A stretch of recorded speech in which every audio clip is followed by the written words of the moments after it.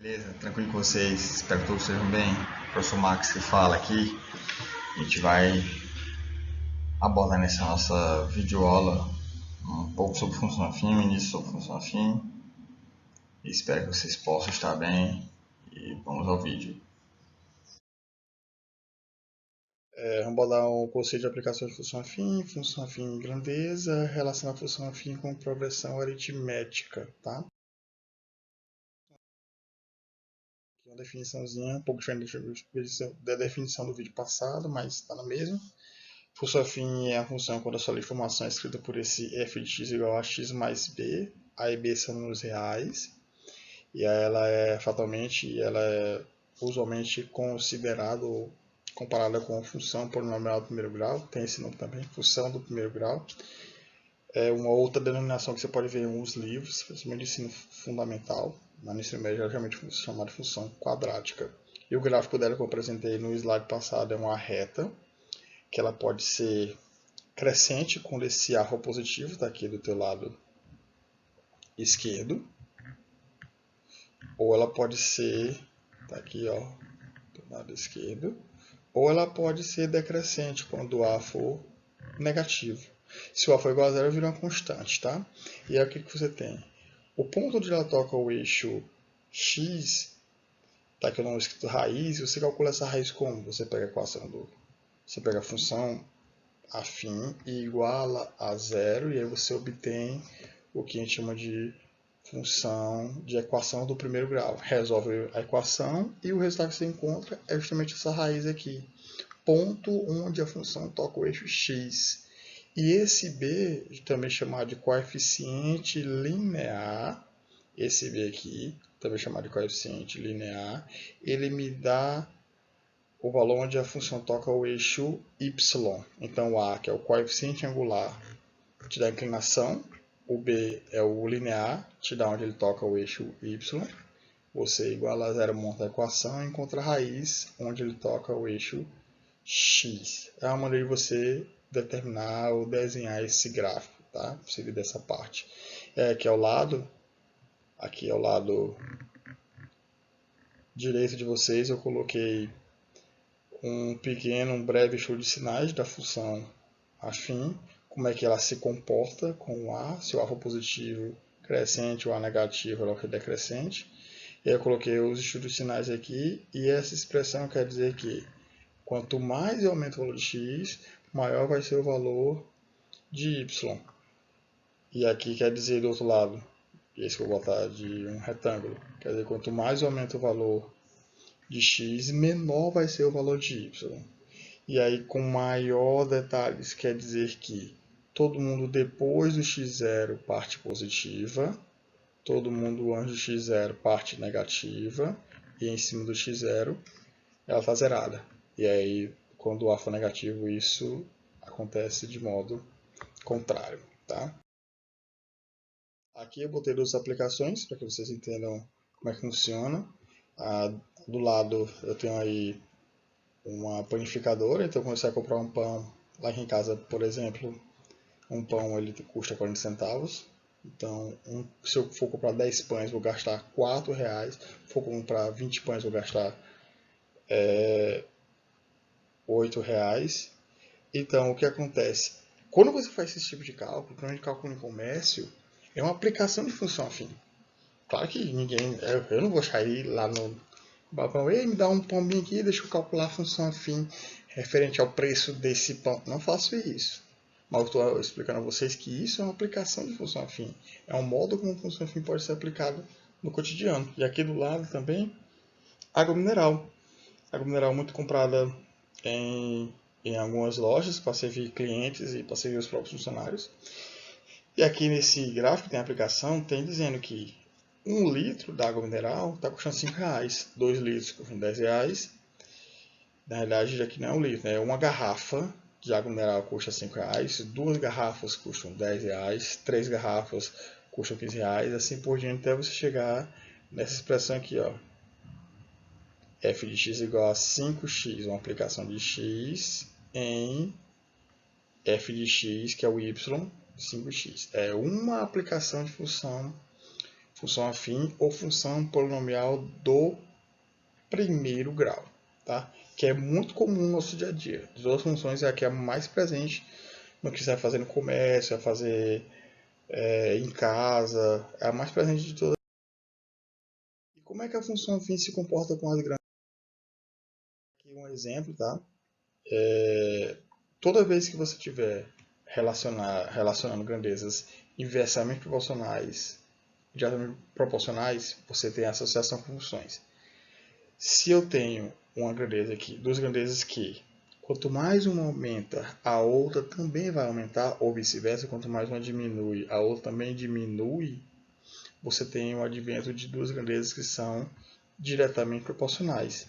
E todas as grandezas diretamente proporcionais, elas na realidade, elas geram uma função afim, cujo gráfico é essa reta, presente em geometria analítica também, presente também em progressão aritmética. Essa reta aqui te dá a função afim. Max, se as grandezas forem inversamente proporcionais? Uma coisa que muita gente confunde. Quer dizer que quando uma aumenta, a outra vai diminuir. Nesse caso, o gráfico não é de uma função afim. Esse gráfico aqui é uma hipérbole, que é um ente geométrico presente, um lugar geométrico presente em geometria analítica, mas ele nada tem a ver com função afim, tá bom? Então, se forem grandezas diretamente proporcionais, show de bola, eu estou trabalhando aí com associação de funções afins. Uma função afim, na realidade, de duas grandezas. Se eu tiver duas grandezas que são inversamente proporcionais, aí não, aí você esquece, não trabalha com função afim, o gráfico é outro, é uma curva que eu coloquei para vocês, tá bom? É bom você ter essa diferenciaçãozinha, porque isso pode gerar uma certa dúvida para vocês em alguns casos. Aí eu detalhei aqui que a função afim, quando duas grandezas são diretamente proporcionais, que eu tinha falado anteriormente, os pontos do gráfico encontram-se sobre uma reta que passa pela origem dos pontos. Essa reta aqui, galera, tem um nome. Quando a função afim ela passa exatamente na origem, ela recebe o nome de função linear. Por exemplo, essa expressão aqui, 1 se liga com 3, 2 se liga com 6, 3 se liga com 9, 4 com 12. Ó, o eixo x está aumentando de unidade em unidade, já o eixo y está aumentando de 3 em 3. Então, se eu fosse fazer associação, eu ia dizer que para cada x que eu vou tomar, o resultado vai ser o triplo. Isso é verdade? É. Eita, x feio, né? Essa parte aqui. Isso é verdade? É. Olha só o gráfico. Se eu tomar x... vai ficar assim. Se eu tomar x igual a 1, 3 vezes 1, 3. Também aqui, ó. Associei. Se eu tomar x igual a 4, 4 vezes 3 é 12. Também aqui associado. Tá? E o que isso aqui é? Anota no seu caderninho aí. O que isso aqui é? Progressão aritmética. Então, relacionar a função afim com grandezas diretamente proporcionais, quando uma aumenta, outra também aumenta, também eu estou criando uma progressão aritmética aí, tá? E aí eu estou associando aqui a função, dizendo que é a função, porque a cada valor de x se corresponde a um único valor. E aqui, falando ainda sobre grandezas, tá? Que é apresentado o mesmo problema que eu coloquei no exemplo de aplicação. Essa expressão aqui, ela me dá uma expressão de função afim, e eu tenho, quanto mais garrafas de água eu compro, maior é o preço que eu pago. Muito justo. E essa proporção aí, ela mantém o preço constante ao longo do número de garrafas que eu compro e me dá aí uma aplicabilidade de função afim. Beleza? Faça um teste. Vá no comércio depois e peça a comprar sei lá, um bombom qualquer. E pergunta quanto é que custa aquele bombom. E aí fica se perguntando quanto é que custar 5 bombons daquele, 10, 15, 20, você vai perceber que tudo que você criar aí vai ser uma aplicação de função. E como é que se apresenta a função afim e a progressão? Alguns exemplos de problemas aqui, tá? Do Enem, claro, Enem é o foco para vocês aqui na nossa base comum.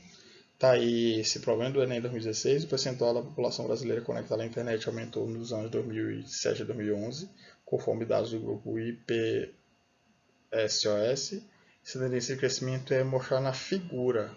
Antes de passar para o próximo slide, de 2007 para 2011, 4 anos, aumentei. De 48 para 27, aumentei 21%. Se eu dividir esse aqui pela metade, aqui é 4, beleza. Aqui é 4 e aqui é 21. Se eu dividir 21 por 4, se eu dividir os dois pela metade, quer dizer que de 2 anos eu estou aumentando 21 por 2 de 10,5% e 10,5%. Ou seja, quanto mais eu aumentar o número de anos, mais eu vou aumentar a porcentagem da minha população. E por que eu resolvi fazer logo esse cálculo? Para o que ele quer. Suponha que foi mantida para os anos seguintes a mesma taxa de crescimento registrada de 2007 a 2011. Se foi mantida a mesma taxa, quer dizer que a taxa ela é constante, é um crescimento linear, função afim. A estimativa para o percentual de brasileiros conectados à internet em 2013 será igual a... Lembra que lá em 2011 estava 48%? Pois olha, ó. O cálculo fica dessa forma aqui. Você pode fazer esse cálculo. Aqui você está calculando a taxa de variação da função. Esse cálculo aqui, ó. Bote seu caderno aí, anote. Taxa de variação da função. Aqui eu estou pegando a diferença dos valores de y com a diferença dos valores de x correspondentes. E aí encontrei que dá 5,25 ao ano. Como 2013 é 48%, eu vou somar esse 48% mais a diferença de 2013 para 2011 multiplicada pela taxa. Em outras palavras, lembra que eu falei no slide passado, nos slides anteriores aqui, contava o gráfico de 2007 para 2011, 4 anos. 27 para 48, 21. Tá bem aqui essa expressão.